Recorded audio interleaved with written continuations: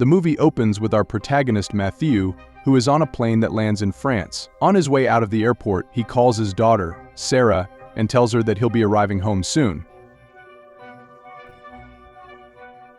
After a short drive, he reaches his apartment where he receives a call from Sarah via the walkie-talkie. She asks him to come to her mom's place, an apartment located in a different building across the street. Matthew grabs a box and quickly heads to meet his daughter. He knocks on the door and his wife Anna opens it. However, she doesn't have much time to welcome him because she is currently in the middle of teaching an online class. Matthew then goes to his daughter's room where she is living inside a hermetically sealed capsule. Turns out the little girl has a mysterious allergy called autoimmune syndrome. Upon greeting her, Matthew gives her the box that contains some natural scents from Canada. She also finds a memory chip which she quickly inserts in her virtual reality set. Sarah is awestruck to see a breathtaking view of beautiful Rocky Mountains and a lake, as she has never stepped outside her capsule. After Anna finishes her class, Matthew comes to talk to her. He excitedly tells her that he has discovered a new treatment for their daughter, so they must move to Canada. Anna is clearly skeptical because she hasn't heard anything of it from the doctors, but Matthew asserts that it has just launched. However, she still refuses, saying they must gather more information about it before making their decision. This upsets Matthew, so he walks out and returns back to his apartment. Meanwhile, Sarah video calls her two best friends Charlotte and No, who also have the same condition as hers. Later, Matthew is in the middle of a shower when an earthquake hits Paris. The power suddenly goes off and Sarah's capsule changes to battery mode. Scared, she calls her father, who hurriedly dresses up to get to her. As he makes his way out, he hears loud sirens and screaming voices of people. His confusion rises further when he discovers a flock of birds flying in the sky. Matthew then walks towards a junction where he discovers a shocking sight. Thick, deadly fumes are emerging from the ground and everyone who inhales it dies instantly. He soon sees the gas spreading through the streets, taking over the entire city. Sensing the imminent danger, Matthew dashes towards his family. He immediately asks Anna to accompany him, warning her not to breathe the toxic gas outside. Anna is worried about Sarah, but Matthew tells her that she's safe inside her capsule. Following this, the couple rushes upstairs, while the deadly gas also makes its way up inside the building. They make it to the top floor and enter an apartment where an elderly couple, Lucien and Colette, live. Once inside, they quickly shut all the doors and windows and watch the fumes eventually settle at the roof level. Sometime later, they step onto the balcony, only to discover that the entire city is covered by the mist, leaving only the rooftops visible. Colette is worried for her son, but Lucien somehow manages to console her. Meanwhile, Matthew starts thinking about their next move, while Anna talks to Sarah via walkie-talkie. The little girl seems scared as the gas in her room has become thicker. Anna then checks the capsule's battery on her phone and estimates that it'll last approximately for 10 hours. While at the balcony, Matthew is approached by Lucien, who tries to call his son but fails. The elderly man then tells him about his son, who lives on the ground floor of another building. He's optimistic that his son is okay as he's smart and clever. Back inside, Anna asks Matthew about what they should do next, but the latter is also clueless. Just then, Lucien retrieves an old radio from his closet, but it doesn't seem to be working. While they try to repair it, Matthew walks out to the stairs, intending to check the mist. He puts his hand in it, but nothing happens. This makes him realize that the gas inflicts harm only if one inhales it. Following this, Matthew returns back to the apartment and decides to go check on Sarah. However, Anna forbids him, saying he won't be able to hold his breath for that long. Moments later, he suddenly remembers another elderly neighbor,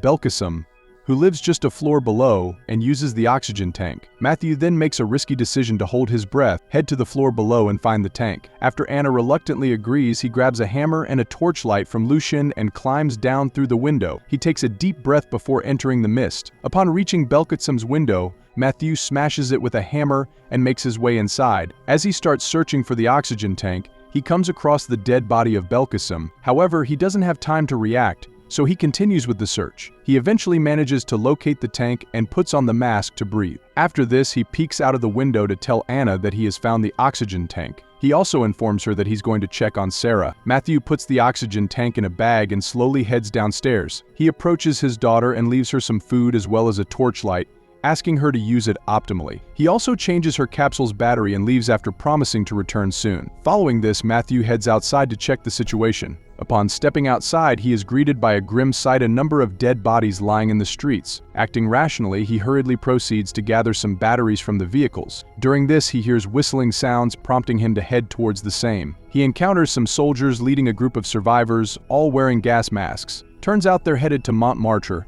a hill that sits above the level of the fog. Matthew asks one of the soldiers about what's going on, but they also don't know anything yet. The soldiers then give him a face mask, asking him to accompany them. However, Matthew refuses, asserting that his family is waiting for him. He then requests for one extra mask before parting their ways. Upon returning to the apartment, Matthew tells everyone about what he saw and how the soldiers are leading the people to a hilltop. That night, Anna continues her attempt to fix the radio, while also conversing with the elderly couple. In the interim, Matthew goes to the staircase to check on the fog and realizes that it's rising a few centimeters every hour. The following morning, Anna successfully repairs the radio, but all the channels relay the same emergency message to stay safe. Just then, they hear an explosion, so Matthew and Anna hurriedly climb to the building's roof to check the matter. Through binoculars, they see riots breaking out among the survivors at Montmartre, probably due to lack of place to stay. After this, Anna suggests that they go to stay at Charlotte's place in the hills so that Sarah can share her friend's capsule. But in order to move her, they need a sealed suit which is stored at a nearby laboratory building. Thus, Matthew and Anna decide to head towards the lab. Before leaving, they visit Sarah and inform her about their plan. She likes the idea but requests them to visit No, who stays alone at his apartment. Venturing outside, Matthew and Anna head straight to No's building. But before they can enter, a violent dog shows up and starts chasing them through the ruined streets. In this intense moment, they accidentally get separated, with Matthew tumbling into a river. The dog chases Anna into a bus, but its leash gets stuck on a suitcase, stopping it from moving further. Anna then uses this opportunity to escape through the window and heads in search of her husband. Upon reaching the bridge, she calls his name but receives no response. Meanwhile, Matthew manages to swim out from the other side of the river and starts looking for his wife. Left with no other option, Anna proceeds to the lab alone. But just before entering the building, Matthew comes running towards her. The two then enter the building and start searching for the suit they need. After inspecting several lab rooms, they ultimately find a suitcase with a sealed suit. On their way out, they pass by a room that suddenly explodes,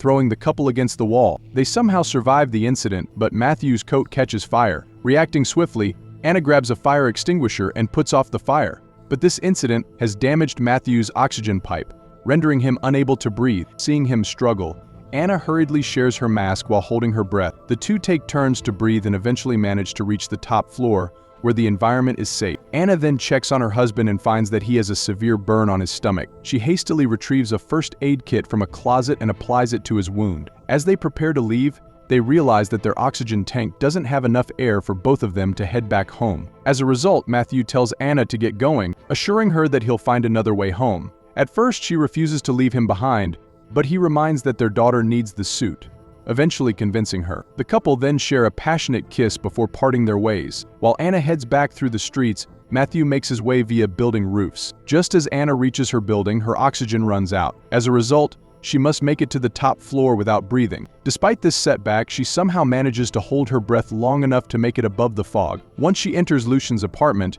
she opens the briefcase and much to her dismay, the suit has been damaged due to the earlier explosion. On the other hand, Matthew comes across the roof of a parking lot with several bags of supplies. He also discovers the dead body of a police officer who appears to have been murdered. Upon entering the building, he discovers more supplies, including an oxygen tank. He takes the tank and prepares to leave, but just then, he's intercepted by another police officer. This cop asks Matthew to put down the mask, but the latter stands still. The officer then brings out his gun, but before he can aim, Matthew puts on the mask and pushes him off the edge. They land on a car, resulting in the officer to drop his gun. He tries to get it back, but Matthew holds him back until the cop inhales the deadly gas and dies. At the apartment, Anna is talking to her daughter when her phone beeps, alerting that Sarah's capsule is running out of battery. This freaks her out, so she decides to change the battery even if she doesn't have an oxygen tank. Anna takes a deep breath and rushes down to Sarah's capsule. She hurriedly changes the battery and heads back upwards. Shortly after, Matthew arrives at the building and hears Sarah trying to contact her mother via walkie-talkie. He then enters her room and the little girl confides how her mother came to change the battery without wearing any mask. Concerned, Matthew rushes to check on his wife, but he finds her lying lifeless on the stairs. Turns out she was only a few seconds away from reaching the apartment. Matthew is devastated by the sight, and he starts crying uncontrollably. After a while, he grabs the walkie-talkie to tell his daughter regarding the bad news. The following day, another earthquake shakes Paris, which causes the mist to rise even more. Realizing that they can't stay here for much longer, Matthew decides to go out in search of a bodysuit for his daughter. He also assures Lucien that he'll find 2 oxygen tanks for them, but the elderly man refuses to leave. He expresses that he and his wife have lived a good life and they're happy to accept this as their end. Helpless Matthew apologizes for their predicament and walks out. He then goes to Sarah to tell her that he's venturing out. The little girl forbids him from going, fearing that he'll end up like her mother, but Matthew promises to return. Following this, Matthew wanders around the streets and eventually notices the dead body of a bus driver wearing a hazmat suit. He quickly retrieves it and grabs a nearby scooter, making his way back to the apartment. But while riding amidst the low visibility, a boy suddenly comes on his way. In an attempt to evade collision, Matthew swerves the scooter handle, causing him to crash and hit his head. On the other hand, Sarah tries to contact her father but receives no response. A short while later, she hears someone entering her room, which freaks her out. Back on the street, Matthew regains consciousness and realizes that his head is bleeding. Despite this, he keeps running towards the building with the suit in hand. But now, he has become very fragile due to the pain, so he has to stop and rest. While he tries to get up again, he sees two shadows approaching from a distance. Much to his surprise, it's Sarah and No. Sarah then runs towards her father and embraces him for the first time in her life. She reveals that No came for her and that the deadly fumes don't harm them. Matthew doesn't understand how this is possible, but he is overjoyed to see his daughter, who is finally free from her capsule. In the final scene, we see Matthew, who wakes up inside Sarah's capsule. Turns out that their roles have reversed, and it's Sarah who now looks after her father now.